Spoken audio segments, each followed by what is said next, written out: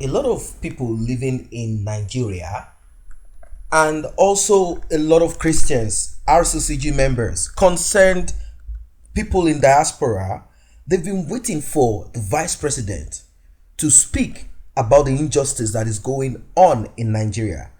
Vice President Yemi Osinbajo has subtly condemned the SSS invasion of a court and rearrest of Omoyele Sowore by declining to receive an anti-corruption award days after the incident.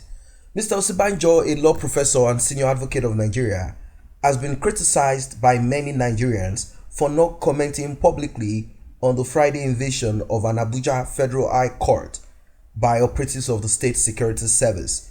In what can be considered his first public statement on the matter, the Vice President Yemi Osinbajo told Wole Soyinka Center for Investigative Journalism (WSCIJ) that he could not receive an award he had been given few days after the court fiasco. And one will wonder why Wole Soyinka's Center for Investigative Journalism would want to give an award to Yemi Osinbajo. One will wonder why. Is it that Yemi Osinbajo has been someone that has been outspoken when it comes to the rule of law?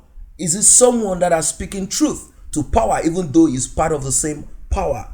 Why would Wole Soyinka, that everyone has known for being someone that is an activist and they fought for Nigeria, he had to even escape, he went on exile to the United Kingdom during the military junta.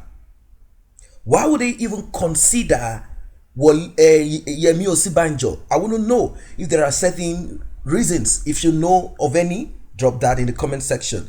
So, in view of the development on Friday in Sowore's case, he said, I think it will be insensitive and inappropriate to attend the ceremony. That is what Mr. Yemi Osinbajo, Vice President of Nigeria, wrote to the award organizers on Sunday. His statement to the organizer was on Monday shared with Premium Times by his spokesperson. Mr. Osinbajo had been named as a recipient of the Integrity Specialty of the Anti-Corruption Defender Award for his invaluable work of overhauling the Lagos State Judiciary. Want to know why, and that is one of them. They said he has done a huge work overhauling the Lagos State Judiciary, which he must have done before he became probably vice president, or he did that whilst he is the vice president. So if you have information as regards that, drop that in the comment section. 2, facilitating far-reaching reforms in the administration of justice in the state. So why is that not happening in the case of Omoyele Sowore? Maybe it has not gotten to Sowore, or it is more, Sowore case is more sensitive and of a huge high profile, whatever you might call it. His work of promoting integrity, 3, in the civil society and businesses in Nigeria, and his consistency as a strong voice for promoting integrity in the country. So I want to know which of these you guys can actually point to and say, yes, he is a strong voice promoting integrity in Nigeria. Wow. However, in a message to the organizers of the award, Mr. Osinbajo said, though he was given the award, his name has been put on the award and all of that, he said he could not receive it at this time for 2 reasons. The award, I note, is for our justice reform efforts in Lagos State. I had accepted the award with pride. I would have accepted the award with pride on behalf of the excellent justice sector team we had.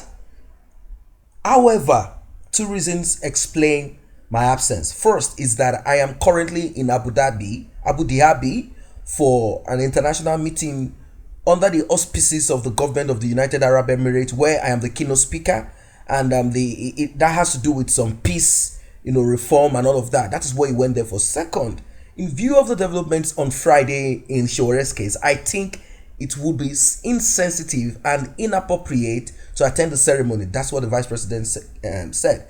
So, Premium Times reported how armed SSS officials on Friday invaded the court to rearrest Mr. Sowore, publisher of Sahara Reporters. The activist and his co-accused Olawale Bakare had been released on Thursday night after 124 days that they were arrested by the SSS for calling a nationwide protest against bad governance.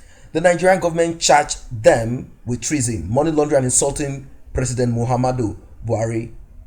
Despite two separate court orders for their release, the SSS refused to release both men. However, last Thursday, Justice Ojukwu ordered the SSS to release them within 24 hours. The agency complied with the directives.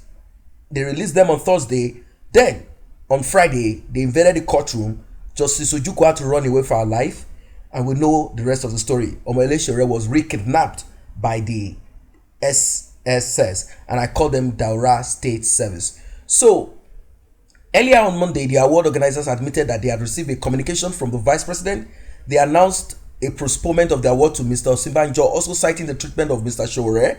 The center had on Monday postponed the presentation of the award to Vice President following outrage over the conduct of the State Security Service at an Abuja court last Friday.